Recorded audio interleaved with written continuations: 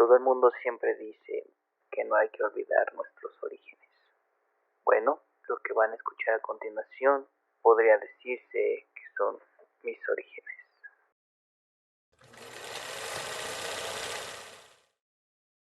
Vino a visitarnos, aunque la verdad yo nunca creí que cumpliera su promesa. Era de noche y ya todos estábamos acostados. Creo que solo yo la oí. Entró a la casa sigilosamente, como siempre lo hacía, pero yo estaba medio despierto y la escuché. Al principio pensé que se trataría de un ladrón.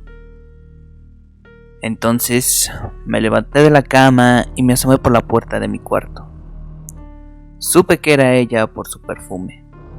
Era dulce, como de flores, que ella usó desde que era muy joven.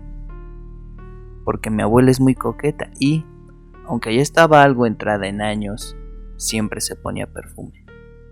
Volví a mi cama y me quedé ahí, sin atreverme a salir. Tenía mucho miedo. La escuché recorrer la casa. Pasó por la sala y el comedor, enderezando algunos adornos, como siempre lo hacía, moviendo un poco las sillas, tarareando por lo bajo, con su vocecita gastada, una antigua canción que le gustaba mucho, porque aquella melodía era la que había bailado con el abuelo cuando se casaron, hace muchos años. Ella se detuvo al pie de las escaleras y dudó un poco en subir. Siempre se había quejado de que esos escalones eran muy altos para ella. Imaginé su mano, de dedos retorcidos por la artritis, apoyándose en el barandal. Comenzó a ascender por la escalera, muy lentamente, con mucho trabajo, respirando pesadamente por el esfuerzo. Yo podía escuchar sus pies que se arrastraban de un peldaño al otro. No me atrevía a moverme. ¿Qué pasaría si venía a mi cuarto? Era claro que venía a mi cuarto. Escuché cómo se acercaba poco a poco. Se detuvo unos momentos como para tomar aire y siguió adelante por el pasillo. Se paró en el umbral de mi puerta. El olor de su perfume de flores era ahora mucho más fuerte. Casi mareaba. Yo apreté mucho los ojos. No quería mirar. Mi abuela entró a mi cuarto y se aproximó a mi cama. Yo me hundí entre las sábanas y sentí perfectamente cómo apartaba suavemente el cobertor y encontraba mi cabeza. Me tocó la cara y me estremecí. Su mano estaba fría, muy fría. Después de eso, me revolvió el pelo, como siempre lo hacía desde que yo era muy pequeño. Su mano se retiró y volvió a acomodar las cobijas. Salió de mi habitación y el aroma de su perfume se había debilitado, pero quedó un poco suspendido en el aire. Mi abuela pasó por el cuarto de mis papás, se detuvo ahí un segundo y luego se alejó por el pasillo, bajando otra vez despacio por las escaleras. Saqué mi cabeza de entre las cobijas. Escuché cómo iba a la cocina y se servía un poco del té que siempre tenía mi mamá preparado en una tetera sobre la estufa. En mi mente la vi que se llevaba la taza al comedor, la ponía sobre la mesa y se sentaba a tomarse su té. Después ya no oí nada. A la mañana siguiente, mi mamá bajó primero. Lanzó una exclamación. Mi papá y yo bajamos rápido y la vimos parada junto a la mesa del comedor. Nos miró y preguntó: ¿Alguien sacó anoche la taza de la abuela y se tomó un té aquí en el comedor? Además, los muebles no están en su lugar y huele a su perfume. Mi papá y yo nos miramos. Él no entendía nada, pero yo sí. La abuela había estado la noche anterior en la casa y hasta me había acariciado el cabello, pero la abuela había muerto el mes pasado.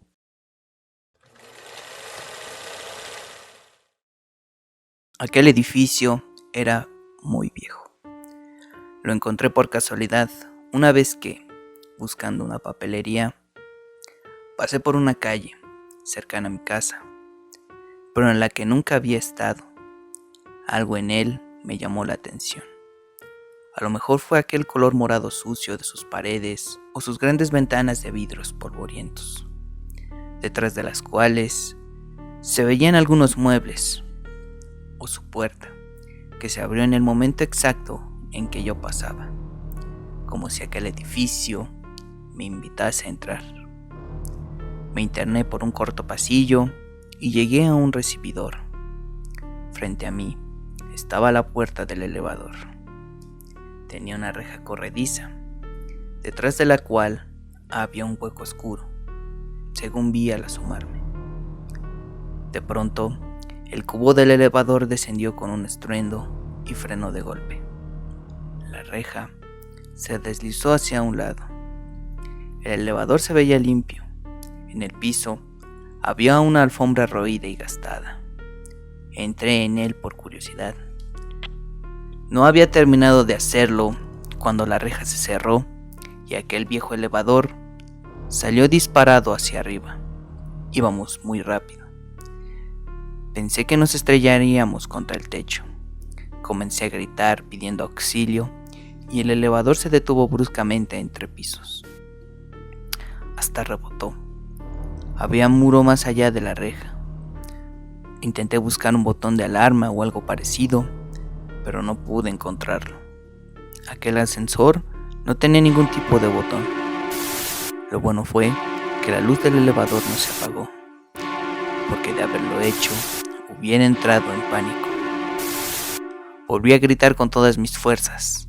El ascensor se puso en marcha repentinamente, pero ahora bajaba a toda velocidad.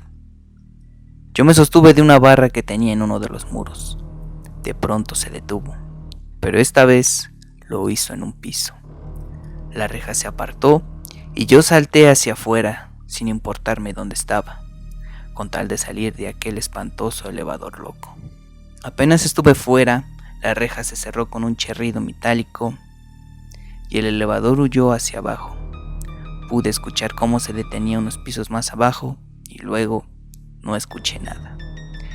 Tenía que buscar las escaleras, así que primero miré a mi alrededor. En aquel piso había puros maniquíes, de esos que se usan para mostrar la ropa en los almacenes. Pero estos no tenían ropa ni cara. Sus rostros tenían marcados los rasgos, pero eran grises, sin ningún color. Estaban todos dispuestos en distintas posiciones, unos de cabeza, otros con los brazos levantados, otros con la cabeza volteada completamente, como si estuvieran viendo hacia su espalda. Había demasiados maniquíes, pero no podía ver ninguna salida. Comencé a caminar, cuando de pronto, detrás de mí, escuché un ruido como de algo que se movía. Miré hacia atrás rápidamente y me di cuenta de que los maniquíes por los que ya había pasado habían cambiado de posición. Estaba seguro. Aquel que estaba cerca de la puerta del elevador había bajado los brazos y el que estaba de cabeza ahora se hallaba acostado. Otro ruido más y miré hacia mi derecha. Uno de los maniquíes de cabeza volteada le estaba girando lentamente, muy lentamente. A mi alrededor, todos los demás cambiaban también de posición. Entonces descubrí otra cosa. Aquellos maniquíes me estaban rodeando. Despacio, muy despacio. A unos metros de mí, el elevador llegó otra vez. La reja se abrió y yo me lancé hacia adentro, queriendo escapar ahora de aquellos horribles maniquíes. Apenas entré, la reja se cerró y el elevador bajó vertiginosamente para detenerse justo en el recibidor. Pero la reja no se abrió. Grité otra vez con todas mis fuerzas y de un escritorio que estaba al lado del recibidor, que no se encontraba ahí cuando llegué, salió un anciano, que se acercó y oprimió un botón en la pared del ascensor. La reja se abrió lentamente y yo pude salir. Muchas gracias, señor, fue lo que le dije. El anciano me miró y solo negó con la cabeza, indicándome con su mano que me fuera de ahí. No tuvo que insistir. Salí corriendo de aquel edificio maldito y lejos de su siniestro ascensor. Jamás volví a pasar por aquella calle.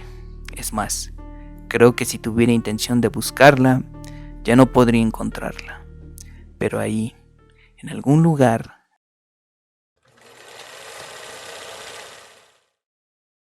este verano me fui a un campamento nuevo. Mis padres suelen decirme que debo experimentar cosas distintas para poder tener un futuro mejor. Así que no nos importó que nadie nos lo hubiera recomendado. Desde la salida del autobús, noté que todos ahí eran flacos y débiles. El único normal era yo. Después de horas de camino, por fin llegamos al campamento. Estaba muy alto en la montaña y la población más cercana era una pequeña casa rural a 1 kilómetro de distancia. Sergio, el jefe del campamento, nos dividió por equipos, 4 niños en cada cabaña. En la mía, ninguno de mis compañeros decía nada, así que pedí ser el capitán. Ellos solo me miraron y alzaron los hombros, como diciendo: haz lo que quieras. Yo deseaba hacer travesuras y reírme con mis nuevos amigos, pero ellos estaban como zombies y solo obedecían lo que Sergio ordenaba. A media tarde comenzó a llover. Sergio dio la señal para que todos los chicos nos formáramos afuera. La primera actividad será la caza y recolecta de los alimentos que cenarán por la noche, aseguró muy serio. 2 miembros de cada equipo deben salir por la comida y los otros 2 deben quedarse y alistar el fuego para preparar lo que traigan sus compañeros. Los chicos mayores de mi cabaña fueron por la comida y yo me quedé con Samuel cuidando el fuego. Yo tenía hambre y frío. Le dije a Samuel que saldría a buscar a nuestros compañeros. Cuida bien el fuego, porque solo nos quedan 2 leños y tenemos que calentar lo que traigan para cenar. Fue lo que le dije y tomé una linterna. Salí de la cabaña, pero no encontré a nadie afuera. Minutos después, pensé que ya habrían regresado mis compañeros con la comida, pero al abrir la puerta, Samuel me miró de una manera muy extraña. ¿Qué haces?, le grité. Ya no hay leña, ni tampoco hay comida, me indicó. Tengo mucha hambre, tengo demasiada hambre. Tú tienes más carne que yo, tengo hambre, así que voy a comerte, aseguró y comenzó a caminar hacia mí. Yo salí corriendo de la cabaña, pero afuera aparecieron más y más niños que decían que querían comerme. Pude ver a Sergio a lo lejos sonriendo satisfecho, como si él les hubiera ordenado perseguirme. Seguí corriendo por horas. Volteé a ver si alguien me seguía y vi a Samuel y a otros 2 chicos muy cerca de mí. Traté de acelerar el paso, pero me distraje y me pegué en la cabeza con un árbol. Caí en ese instante y perdí el conocimiento. Desperté acostado en una cama. Un habitante de la casa rural me había recogido de la lluvia. Le conté lo sucedido, pero me dijo que cuando me encontró, nadie venía atrás de mí.